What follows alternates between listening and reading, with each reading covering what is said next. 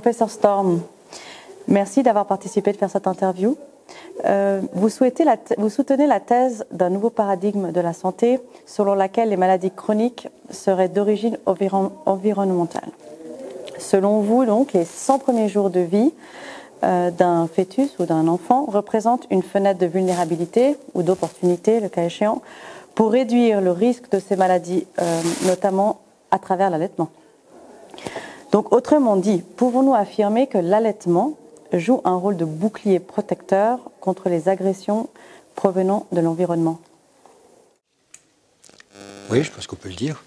Ce qui a été montré, c'est que l'environnement, pendant la période des 1000 premiers jours, qui va de la fécondation jusqu'à l'âge de 2 ans, a un gros impact, une grosse influence sur la santé future. Et que l'allaitement peut être utilisé comme moyen d'illustrer les bénéfices d'une intervention transitoire pendant cette période des 1000 jours et l'impact à très long terme.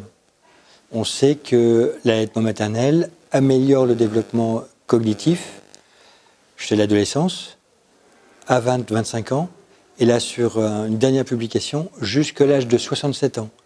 On s'est aperçu que des personnes âgées de 67 ans avaient des meilleurs scores cognitifs en mathématiques, en comportement, en intelligence émotionnelle, s'ils avaient pu bénéficier d'un allaitement pendant cette période des 1000 jours.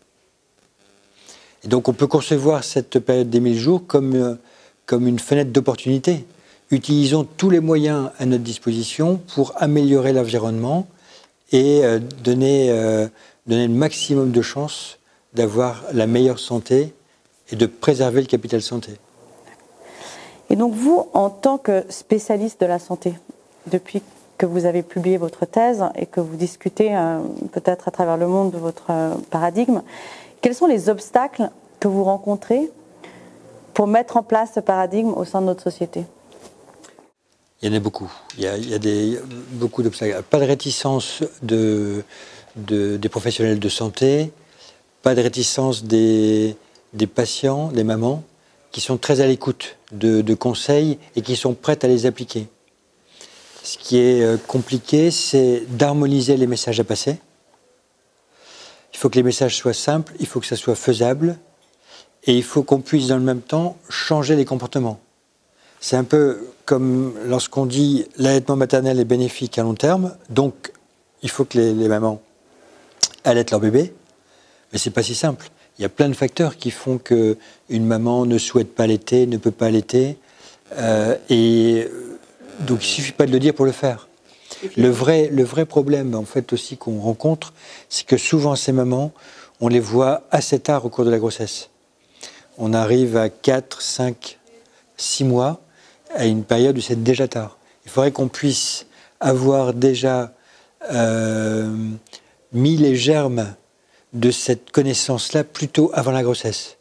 Et on réfléchit donc avec des associations, des associations de personnes qui sont investies sur le problème pour travailler dans les écoles pour déjà informer sur l'importance de préserver l'environnement de la mère et de l'enfant.